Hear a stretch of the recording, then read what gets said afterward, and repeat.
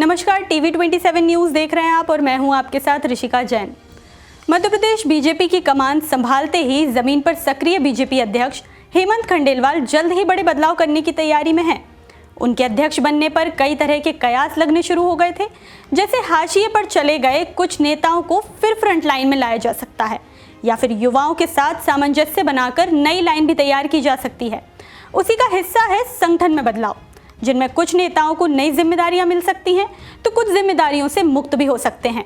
देखिए हमारी खास रिपोर्ट। मध्य प्रदेश बीजेपी में सावन का महीना पार्टी नेताओं की कुर्सी का सूखा दूर करने आया। माना जा रहा है कि इस महीने में बीजेपी कुछ अहम बदलाव करने की तैयारी में है। पहली है कि बीजेपी अध्यक्ष हेमंत खंडेलवाल अगस्त के आखिर तक अपनी नई टीम यानी प्रदेश कार्यकारिणी का ऐलान कर सकते हैं। वहीं दूसरी तरफ इस बात के भी संकेत मिल रहे हैं कि लंबे समय से खाली पड़े निगम मंडलों में भी नेताओं को नवाजने की तैयारियों के तहत मंथन शुरू हो चुका है और दिल्ली से भी इस बाबत हरी झंडी मिल चुकी है।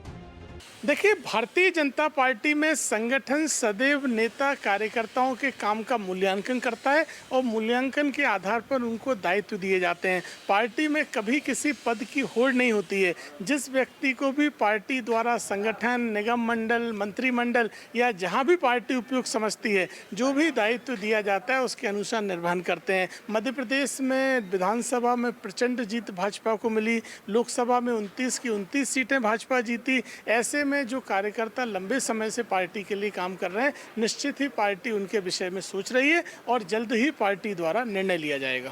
देखिए, भारतीय जनता पार्टी में जो मध्य प्रदेश के हालात हैं, जब सिंधिया जी इधर आए तो महाराज भाजपा और शिवराज भाजपा थी। हेमंत खंडेलवाल जी और मोहन यादव जी के बनने बाद एक नाराज भाजपा है। महाराज भाजपा, शिवराज भाजपा और नाराज भाजपा के बैलेंस को हेमंत खंडेलवाल जी कैसे मैनेज करते हैं, ये देखने वाली बात है। और जो सिर्फ अंदर है, उन्होंने युवा मोर्चा की बैठक में कहा था कि बैनर पोस्टर लगाने वाले और नारे लगाने वालों से ज़्यादा ज़मीनी कार्यकर्ताओं की ज़रूरत है। यानी भाजपा में सिफारिश का दौर जारी है। पर्ची से मुख्यमंत्री, पर्ची से प्रदेश अध्यक्ष, शायद पर्ची से उनका राष्ट्रीय अध्यक्ष चयनित हो जाए। फिलहाल एमपी बीजेपी की कार्यकारिणी में 7 सांसद, 6 विधायक और 1 कैबिनेट मंत्री शामिल है। कहा यह भी जा रहा है कि इनकी जगह नए चेहरों को मौका दिया जाएगा। बीजेपी के स्थानीय नेताओं और जनप्रतिनिधियों से लगातार फीडबैक लिया जा रहा है। ऐसे में इस बार निगम मंडलों की नियुक्ति में उसी नेता को जिम्मेदारी देने की तैयारी है जो लगातार सक्रिय हैं या फिर लंबे समय से दावेदारी में दिख रहे हैं, जहां वरिष्ठ और युवाओं का संतुलन बनाया जाएगा, जबकि महिलाओं को भी इस बार निगम मंडल में पर्याप्त जगह मिलने के संकेत हैं। वहीं बीजेपी युवा मोर्चा, महिला मोर्चा, किसान मोर्चा के अध्यक्ष भी बदल सकते हैं। एक पद की नीति के तहत दोहरी जिम्मेदारी संभाल रहे नेताओं को भी अब मुक्त किया जा सकता है। सांसद दर्शन सिंह चौधरी और राज्यसभा सांसद माया नारोलिया की दोहरी जिम्मेदारी भी बढ़ सकती है, जिसको लेकर बीजेपी अध्यक्ष हेमंत खंडेलवाल ने रूपरेखा तैयार कर ली है।